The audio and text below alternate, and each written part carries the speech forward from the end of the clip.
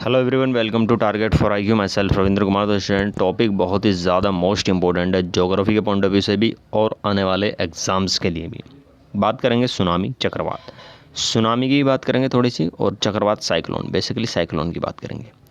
Origin होने का क्या रीज़न है, जो भी इंपॉर्टेंट फैक्ट हैं सारे कवर कर लेंगे आज के बाद। साइक्लोन से रिलेटेड जो भी आपकी क्वेरी होगी वो शायद इस वीडियो में सारी कवर हो जाएंगी। पहले ताउते और अभास आया है, नाम कौन डिसाइड करता है वो देखेंगे। मैप देखेंगे अगर आप इंडिया के मैप में, अगर आप यहाँ पर वेस्टर्न कोस्ट देखेंगे, यहाँ पर ईस्टर्न कोस्ट देखेंगे। वेस्टर्न कोस्ट पर अभी तबाही मचाई है ताउते चक्रवात का आपने नाम सुना होगा। महाराष्ट्र, गुजरात और राजस्थान तक को कवर किया है। भयंकर तबाही मचाई है, सबसे ज़्यादा महाराष्ट्र में तबाही मचाई है।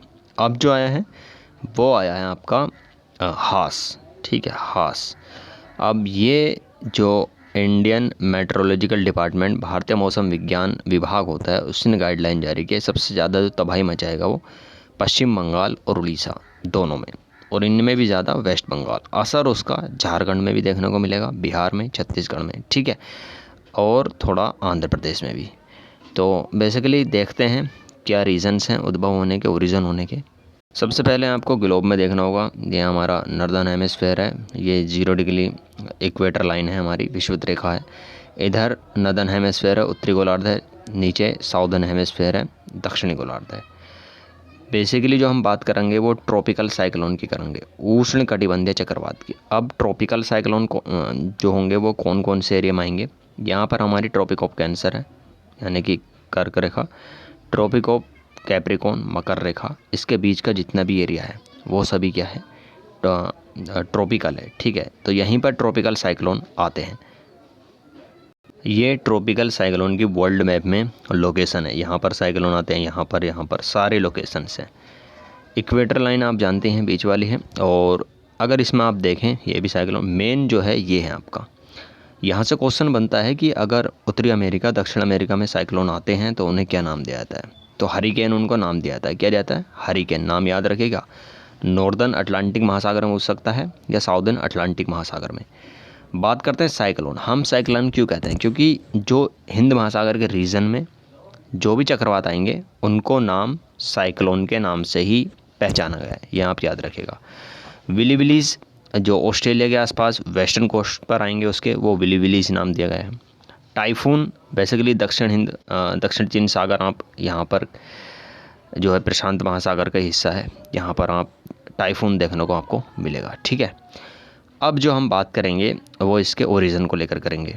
थ्योरी पढ़ लेते हैं थोड़ी सी, बहुत ज़्यादा इंपॉर्टेंट है, वीडियो थोड़ा बड़ा हो सकता है। समुद्र के भीतर अचानक जब बड़ी तेज़ हलचल होने लगती है तो उसमें तूफान उठता है, जिससे ऐसी लंबी और बहुत ऊंची लहरों का रेला उठना शुरू हो जाता है। मतलब जब समुद्र के अंदर बहुत तेज़ हलचल होती है तो उससे क्या होता है, तूफान से उठता है और लंबी लहरें उठती हैं जो ज़बरदस्त आवेग के साथ आगे बढ़ते हैं। इन्हीं लहरों के रेलों को सुनामी कहते हैं। तो सुनामी तो बेसिकली समुद्र की धाराओं पर ही होती है, और वहीं पर समुद्र के अंदर ही अंदर जो भी उसको करना है वो, मतलब एक तरीके से प्रेशर हाई लो इस तरीके से उठती हैं, बैठती हैं, आपने देखा होगा समुद्र में।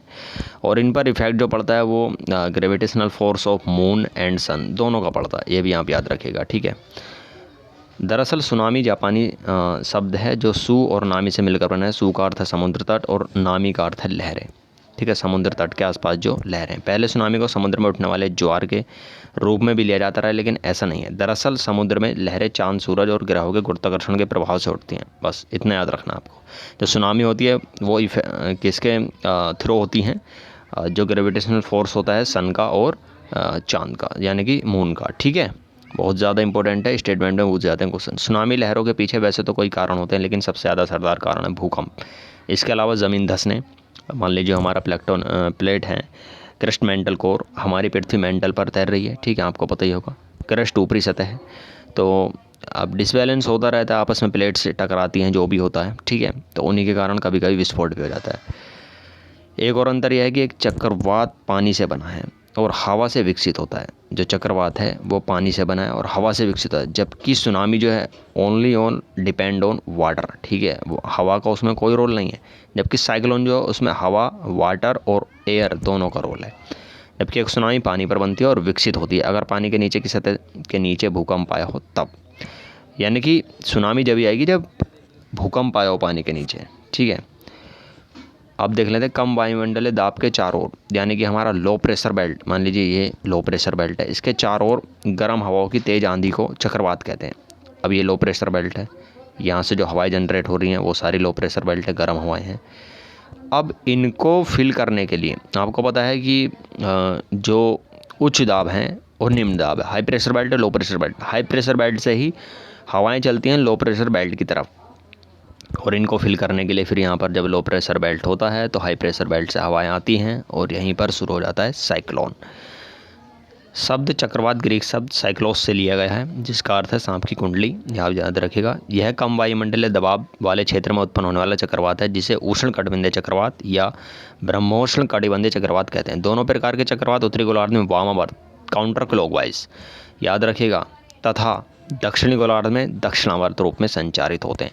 आपसे पूछ सकता है, एक नंबर में बहुत ज़्यादा पूछ सकता है कि साइक्लोन की जो डायरेक्शन होती है उत्तरी गोलार्ध में कैसी होती है, एंटी क्लॉकवाइज वामावर्त, और साउदर्न हेमिस्फीयर में कैसी होती है, दक्षिण क्लॉकवाइज, यानी कि दक्षिणावर्त, ठीक है, क्लॉकवाइज। धरती के पश्चिम, अर्थ के पश्चिम से पूरब वेस्ट टू ईस्ट की तरफ घूमने के कारण पछुआ हवाएं चलती हैं, ठीक है।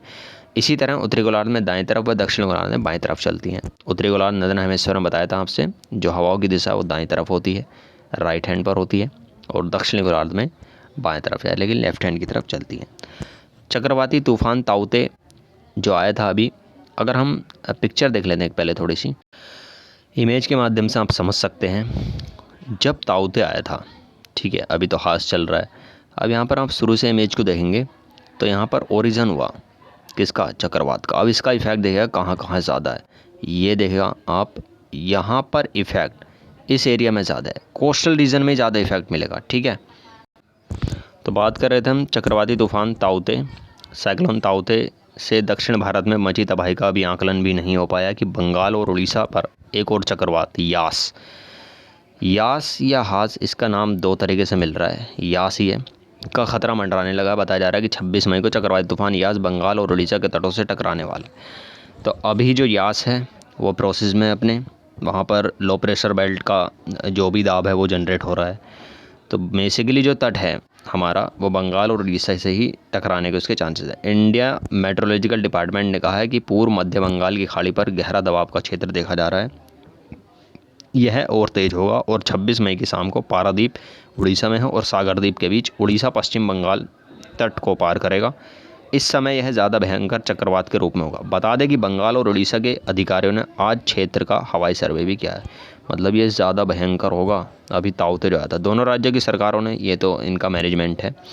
बंगाली खाड़ी का निम्न दबाव जल्द बनेगा यास साइक्लोन, आज भी झारखंड, बिहार, बंगाल, यूपी में होगी बारिश, दिल्ली में बढ़ेगा तापमान, यानी कि इतने क्षेत्र इस यास से प्रभावित होंगे। बता दें कि स्काईमेट वेदर के मुताबिक चक्रवात यास का जीवन काल केवल 48 घंटे का होगा। ये तो बेसिकली जानकारी है। नाम देने की परंपरा जो वो भी देख लेते हैं। दरअसल चक्रवातों के नाम एक समझौते के तहत रखे जाते हैं। इस पहल की शुरुआत अटलांटिक क्षेत्र में 1953 में 1953 में एक संधि ट्रीटी के माध्यम से हुई थी। अटलांटिक क्षेत्र, अटलांटिक रीजन में हरिकेन और चक्रवात का नाम देने की परंपरा 1953 से जारी है, जो मियामी स्थित राष्ट्रीय हरिकेन सेंटर की पहल पर शुरू हुई थी। तो राष्ट्रीय हरिकेन सेंटर कहाँ पर है, मियामी।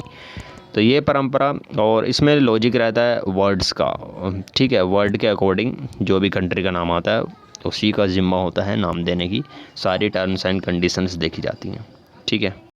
उम्मीद करते हैं जितना भी बेसिकली आपको जो चीज़ें बताई हैं, उत्तरी गोलार्ध में कैसा चलता है या हवाओं की दिशा क्या है, कोरलिस बल जो भी है, कोशिश की गई है बताने की। नेक्स्ट टॉपिक कोई भी आएगा तो एक और वीडियो पूरा आपको सैटेलाइट इमेज के माध्यम से बना दिया जाएगा साइक्लोन के बेस पर। हास की अभी बनाएंगे वीडियो बाद में, ठीक है, अभी तो इसका कहर शुरू होगा। तो कुल मिला के ये है कि आप अच्छे से जो पॉइंट है वो नोट कर लीजिएगा, क्योंकि साइक्लोन से टॉपिक आते रहते हैं, क्वेश्चन बनते रहते हैं। चलिए मिलते हैं नेक्स्ट वीडियो में, तब तक के लिए जय हिंद, धन्यवाद।